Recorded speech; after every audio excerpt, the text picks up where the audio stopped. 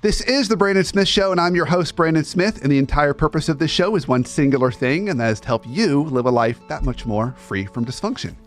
So as part of our continuing journey, December in 2018, as we get ready for 2019, today's show, we're going to talk about how do you reset and think about your reality, not only for you, and how do you kind of make those mental shifts, but even for your teams. So to help us on that journey, I've got a wonderful guest today, Christine Comaford. Christine, how are you today? I'm awesome, Brandon. How are you doing? I am well, and I'm thrilled to have you on the show. So in way of title, you have done so many things in your life and career, and we're going to talk about those in a minute, but you are a leadership and culture coach and consultant? All those things? Yep, all those things at Smart Tribes Institute. Excellent. Fantastic. So I'm excited about this, not only the research that you've done and this conversation, but I would love to hear a little bit more about your story and journey. What got you doing this?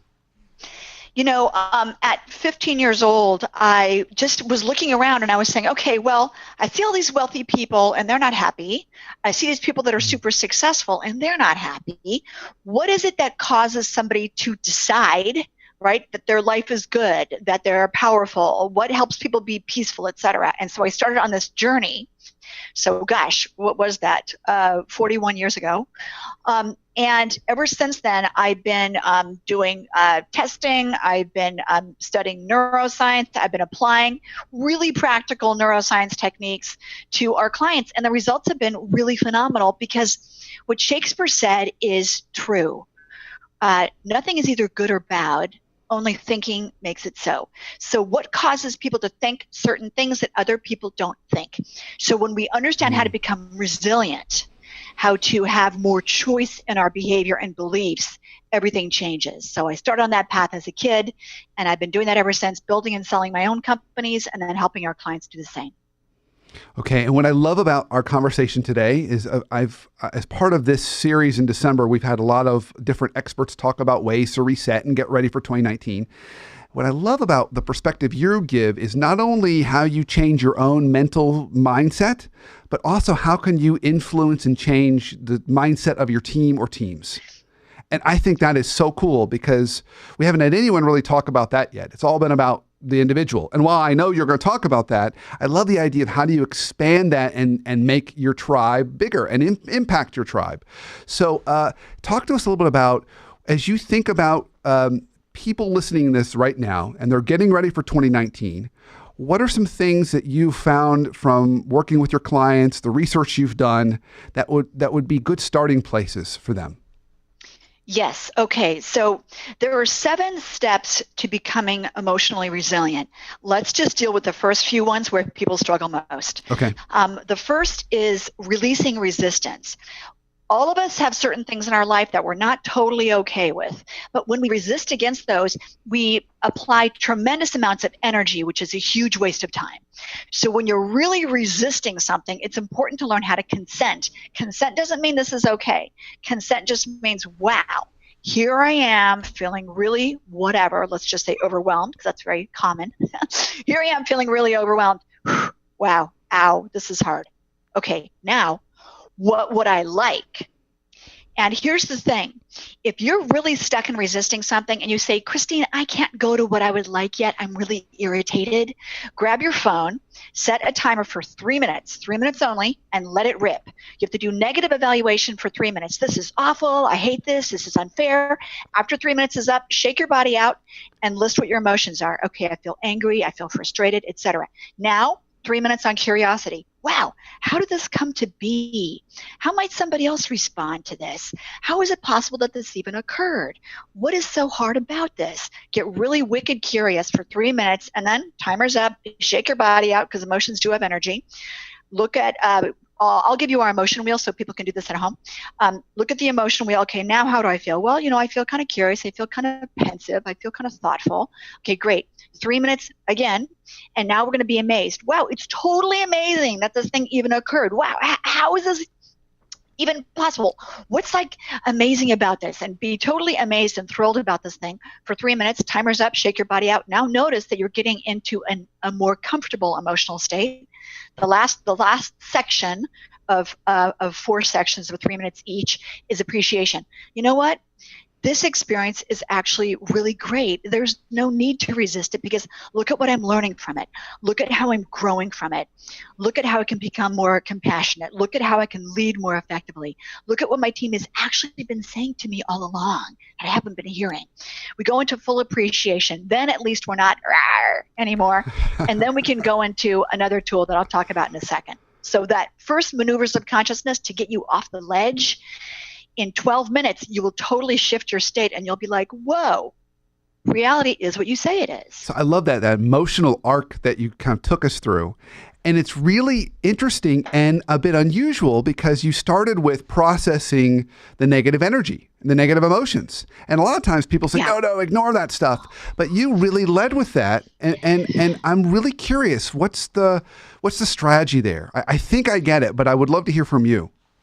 Thank you. Good. Your baloney meter is going to go into the red, right? If you're like, oh, everything's fabulous, it really doesn't suck. Your brain's not going to believe it.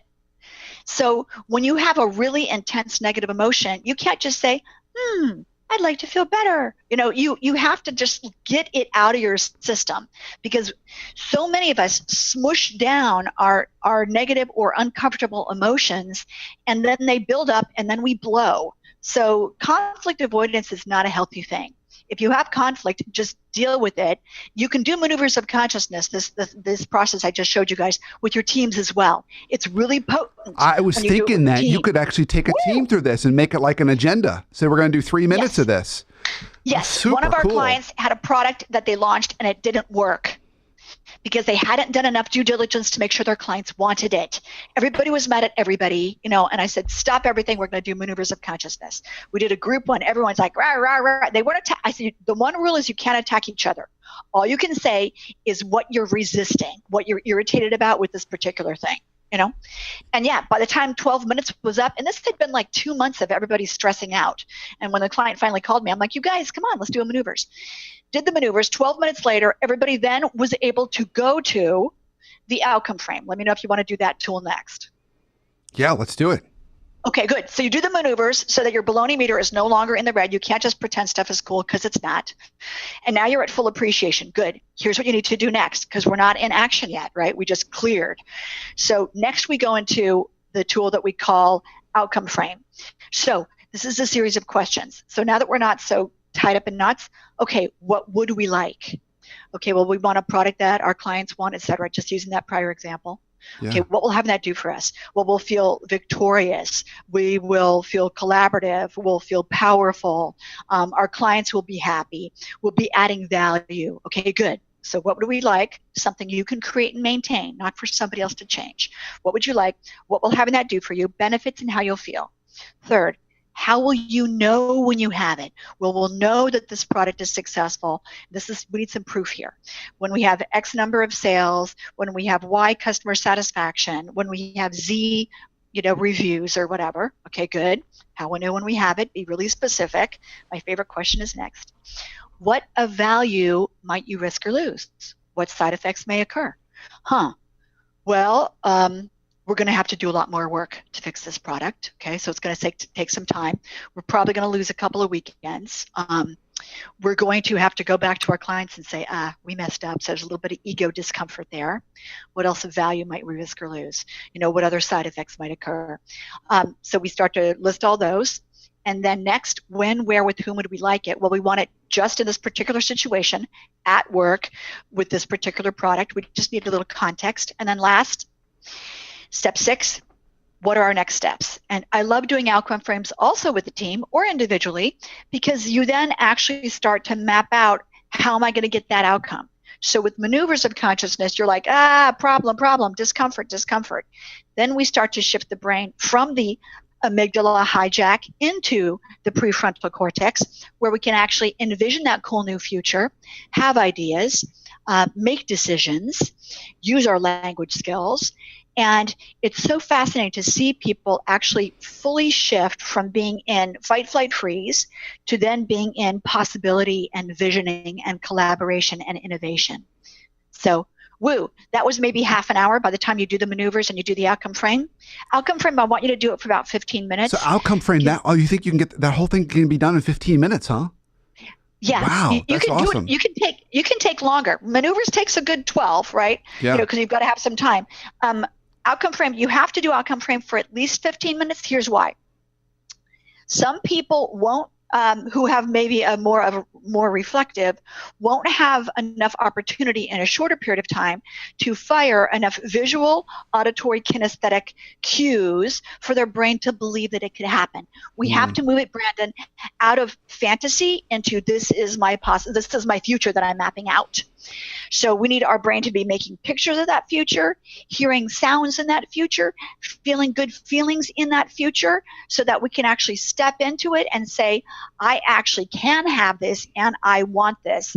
And putting those two together, especially when people are really irritated or when you're just alone really irritated, super powerful. So if you're doing it with a whole team, is that going to take you longer than 15 minutes, do you think? Or should you allocate more time?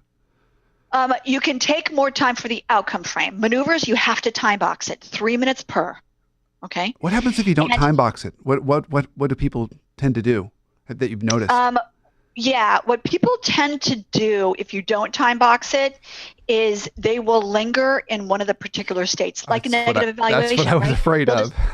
Yeah, they'll just like hang on to it. So if you're in a team, here's the thing. If you're in a team, you have to have buddies because, everyone's not going to want to talk over each other. So, we have one client where everyone just rips. They just let it rip. They talk over each other. But most of the time it works better when you have buddies. Okay. Yeah. So you can express to that particular buddy. Yeah. Okay. So we've gotten through the second part, which is the outcome framing. What happens after that? Okay, good. So then, of course, we've got our next steps, and everybody knows who owns what we're going to do to create that outcome that we want to have. And so now it's a matter of accountability. It's a matter of setting up the structures, and the human organism will always gravitate to whatever behavior feels best. If there isn't a good feeling behavior, we will gravitate to the behavior that feels least bad. So we have to make sure that we make it feel good to actually take those next steps. So we set up the accountability structures. We have, a leadership code of conduct. We have really potent mission, vision, values at our company. You have to have like an emotional foundation for your company. And many clients come to us and they're having a particular challenge with performance or innovation or collaboration or accountability. But when we look at it, there isn't an emotional foundation. There isn't this is what it means to be in the tribe. I have to buy into these values. I'm inspired by this mission, and this vision is a really cool place that we're going together. So I would say to everybody who's listening to this, really look at what the emotional foundation is. Are you helping your people become a bigger version of themselves by working at your firm? Are you helping them expand their identity, expand their beliefs? I can do this. We are going someplace cool. They care about me. What we're doing is important. So I'm really curious as to when that's missing, we have to create that as quickly as possible. And so let's look at the massive transformative purpose, of a given company. How are you putting a dent in the universe? What is it that you're doing? So we were working with one of our clients the other day, a car company. And, look, anybody can sell a car, right? You can go to 1 million dealers. You can not even go to a dealer and just go online and buy your car. Why should somebody go to this particular dealer? What is it that we're actually doing? They don't want their hundreds of people just to say, well, we're just selling cars. That's not very exciting. But what's inspiring and emotional and cool is that we are enabling people to have freedom. We are helping people to move through their lives. We are helping people to care for their families and their loved ones. We are helping people to have choice and be powerful. Yeah. So, yeah, there's like an emotional story to anything. And just one little sticky note here. Thanks to MIT, UCLA, Stanford, Harvard, NYU, Carnegie Mellon, 90% of our decisions, of our behaviors, are dominated by our emotional brain. Only 10% of our decisions and our behaviors are really driven by our intellect, by our prefrontal cortex.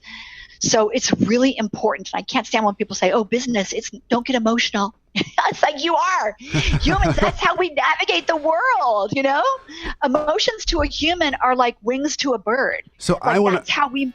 So when we come, I want to take our break, and when we come back, I want to ask a little bit more about timing around this, because as you were talking, I had a question around, okay, when do we create that story? When do we create that? And what's the right timing around this? So let's take our break. When we come back, let's pick up where we left off, and I would love to get your thoughts around that.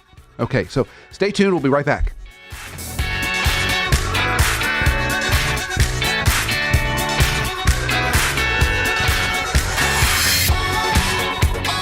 Hey, this is Brandon with your Coaching Minute for the week. So one of the very simple tips that I give my clients that I find to be extremely helpful and beneficial with their direct reports, so for those manager clients of mine, is to do this. So at some point in the year, often about halfway between the time you give the performance review and the next performance review, so that 6-month mark, during your one-on-ones with your direct reports, at the end of the one-on-ones, I want you to ask your direct reports the start, stop, continue question. So in other words, you ask them this: what can I start doing to support you better? What can I stop doing that's getting in your way? And what can I continue doing that will help support you more? And what they come back to me and tell me is they say, oh my gosh, it was so amazing to hear not only the feedback, but how different each of my direct reports are and what they need from me. So think about a time this year when you can do that. Now, one more important thing around this tip: make sure you let your direct reports know that you're going to do that so they can think and prepare prior to that meeting. I promise you'll not only feel better, but you'll thank me for doing that. So that is your Coaching Minute for the week. I look forward to hearing how it goes.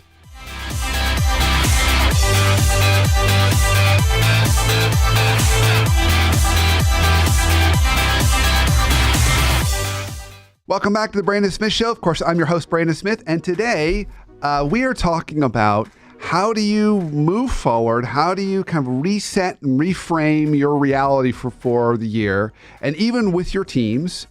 And right before the break, Christine, you were talking about some of those more sticky, emotional stories, those things that have that strong emotional hook to kind of orient and guide our team, to kind of help them kind of stay together.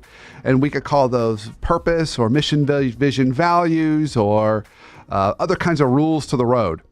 And what I was curious about was the way that we've kind of gone through this process so far was we kind of almost did this emotional cleanse to get ourselves in the right emotional place first. Then we talked about outcomes and set where do we want to go, kind of goals. And then now this kind of says, okay, how do we want to get there? How do we want to work together? What's the motivator and the sticky emotional stuff that makes this powerful for us? And that makes sense to me, but sometimes I see teams where they'll want to do the mission, vision, purpose, or those kinds of things first. Is that the wrong order? Is there a wrong way to do this, or does it really matter? I like to make sure that we have our mission/purpose, vision, values, worst case, at least our values, because I do get that a company's mission sometimes changes and the vision sometimes changes. I just have to say, because maybe your product is a floor wax and nobody likes it, so maybe you can make it into a dessert topping. I don't know, or vice versa, right? So I think the values are really important because those are our behavioral standards. And most bad hires are made, and bad meaning the person doesn't fit with the company. People aren't bad, just behaviors work or don't in a given scenario. But when we have hires that aren't a good fit, it's because it's not a good cultural fit. Because if somebody is totally aligned with you culturally, values-wise, and they just need some help, getting new skills, okay, that's something we can cure. But we like to set those values as quickly as possible because it tells us what our behavior standards are. So I prefer to set the values as quickly as possible because they are the behavioral standard. They help people understand how we need to show up. So for instance, many clients come to us and their values are a little wobbly, or they're unclear, or they're hard to remember. So here's some tips that really make your values emotional, and rich. And I want to stress the part of the brain that's responsible for learning and memory, at least short-term memory, and then of course we move it to long-term memory. But learning and short-term memory is the hippocampus. And the hippocampus is in the mammalian brain, and this is part of the emotional center. So if you want somebody to remember something, make it emotional. So let's talk about this. We want an acronym for our values because people will forget otherwise. So our values, for instance, are circle. Communication, integrity, reflection, contribution, learning, energy. And then we describe what each value means so people understand how to actually show up and model it and live it. Now, I want to stress it's important to make sure everybody in your company is aligned with your values. And usually in recruiting, people don't check for this. So please do the following, everybody. When you post your ad, right at the bottom, hey, if you're interested in this position, send your resume to email address, and I'm going to say email address number 1. The email that address, and it has an autoresponder. Hey, thank you so much for your interest in this position. Please answer these 3 to 5 questions and send your answers to email address number 2. The questions are going to be what we call self-revealing. Which values of our company are most compelling to you? Please tell us 5 times when you have modeled our values. How would friends, peers, and past leaders describe you? So we want to have at least those 3 because these self-revealing questions will help us know if the person is truly aligned with our values or not. What's cool is they send their answers to email address number 2. That's the only email address that you check, Brandon. The other one is full of resume spammers. Oh, interesting. So now we have a small group. You're going to probably have 10%. So don't freak out if you have 10% of the pool that spammed email address number 1. It doesn't matter. You'd rather interview fewer people who are more value aligned, right? So the values, then we have to bake those into all of our cultural rituals. People should high five on the values, and we reward people on the values. We make it feel good to model our values. And that way we have that emotional foundation of who do I need to be in the tribe, to stay in the tribe, to be successful in the tribe. We talk about this in Smart Tribes, how teams become brilliant together, one of our books. And then we also talk about this in Power Your Tribe, create resilient teams in turbulent times. So those 2 books of ours are where you can kind of learn how to set all this stuff up. So I love the idea about setting values for teams and setting those rules of the road. And I love that you said you try and get some to have more of an emotional hook to them. Now, in practice, what I often see people do is they tend to grab for the standard basic values like excellence, quality, service, which don't have much of an emotional hook and are kind of just flavorless, a little too corporate-y. How? I know this is a hard question, but I'm asking anyway. How do you make it a little more emotional, a little more connective, a little more energy? Yeah. So we do a process where you get everybody together, and people do have to do some reflection, right? It's not just like a whole group thing, but it's a what values, qualities would you need to have in your life? What values, qualities have you had in your life when you have felt most kind of connected to yourself, connected to the world, peaceful, powerful, joyful? Which qualities were present? Next, which qualities were missing in your darkest times in your life? Okay.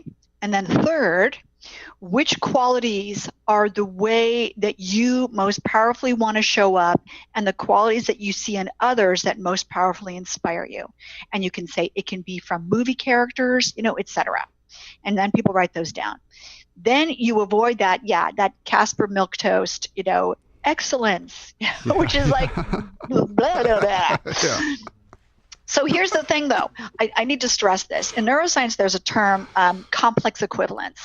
And complex equivalence just means that we have different definitions for the same word.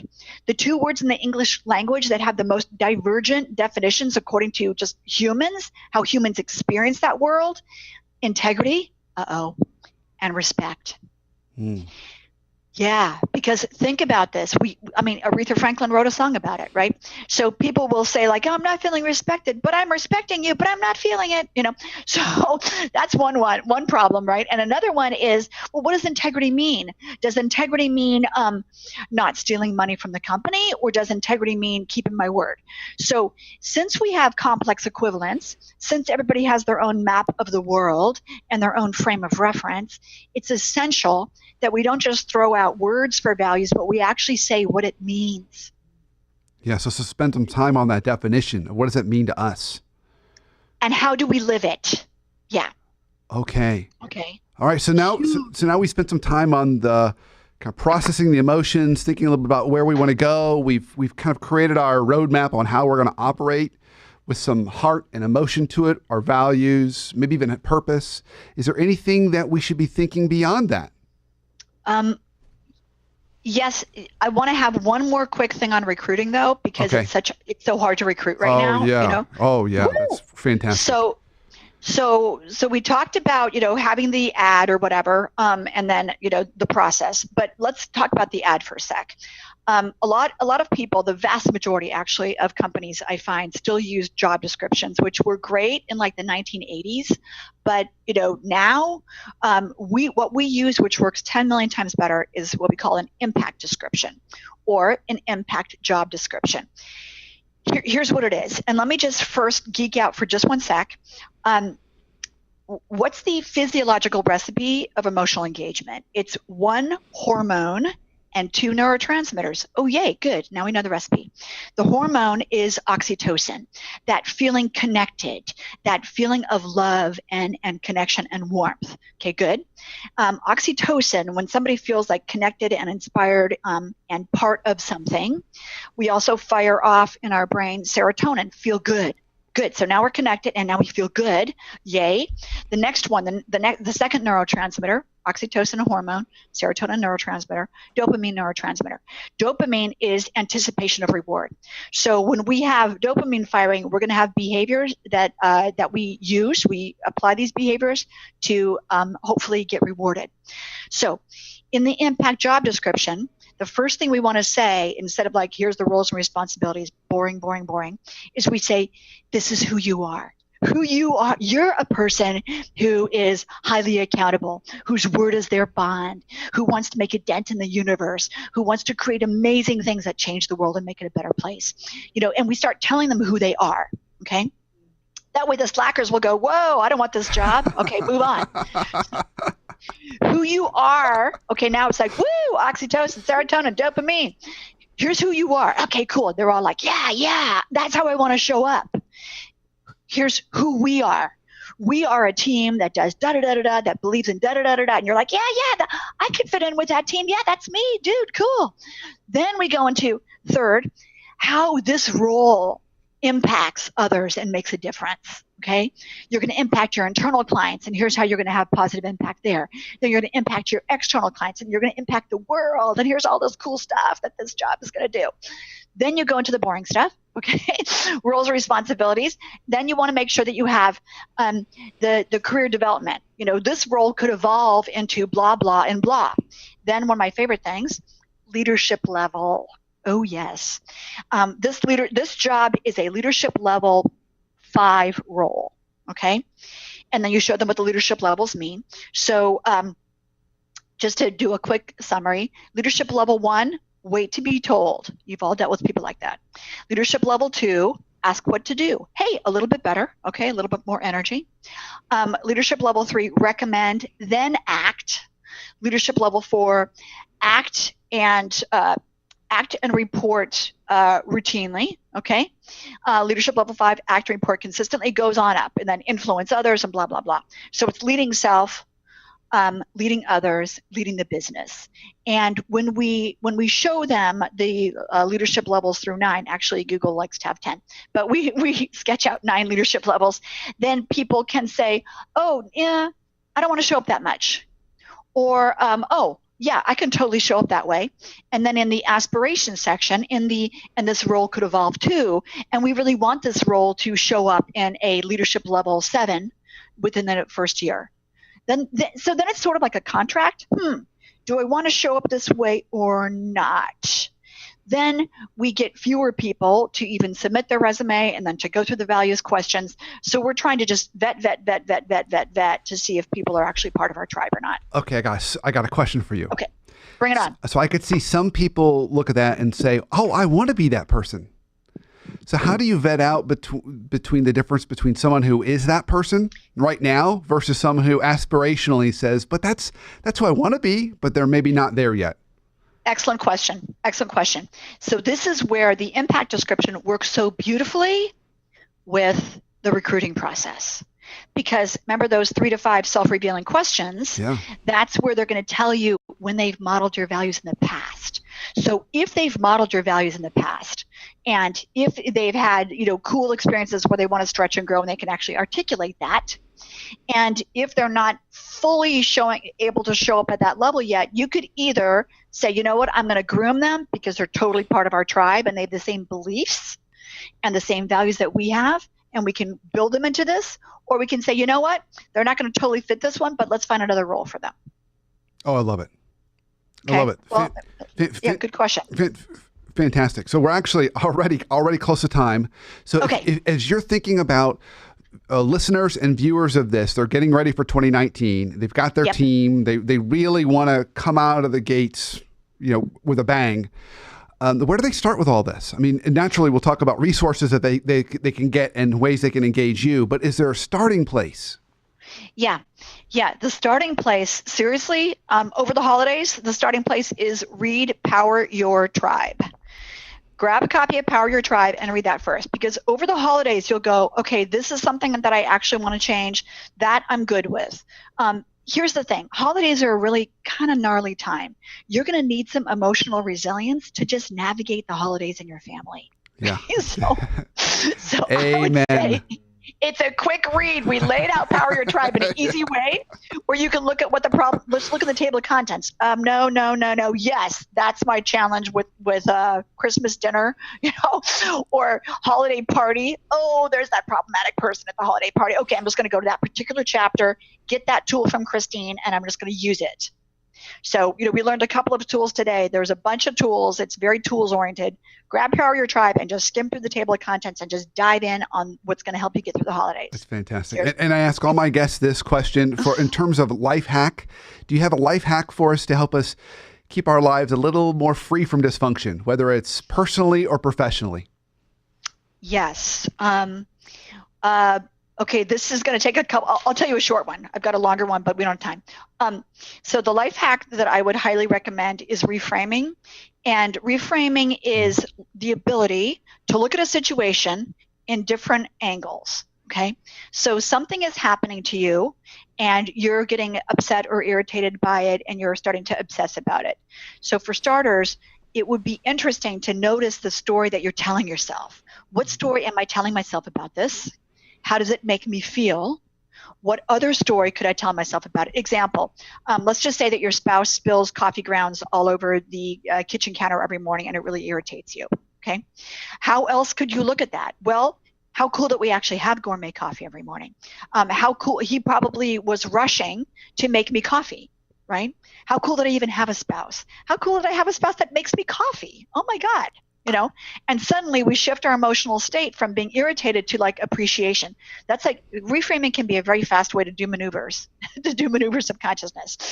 We need to reframe all the time because we can't control what comes at us. We can't control the outside world. We can absolutely control our inside world.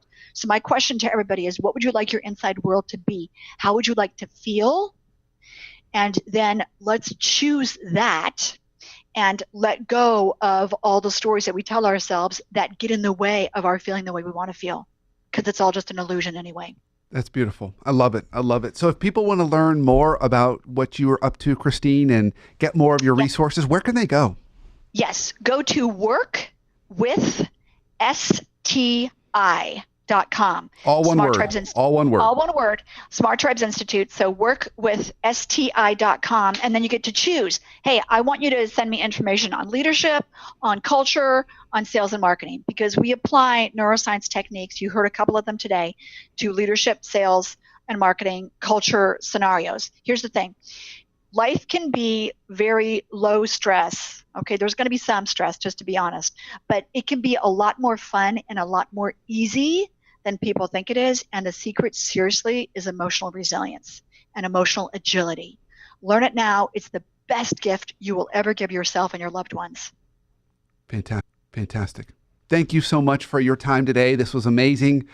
It was a perfect way to kind of make an arc to our journey this December and getting people ready for the next year. And for everyone listening and watching the show, thank you for keeping up the fight against dysfunction. Of course, watch a new show every Sunday at 7:30 p.m. where we drop it on iTunes and Facebook Live. You can go to theworkplacetherapist.com to get more resources and watch past shows. And if you like this show, we hope you did, please leave us a review on iTunes. It helps other people find our show and promotes the good work that we're all trying to do in the world. And until the next show, have a great week and an awesome life.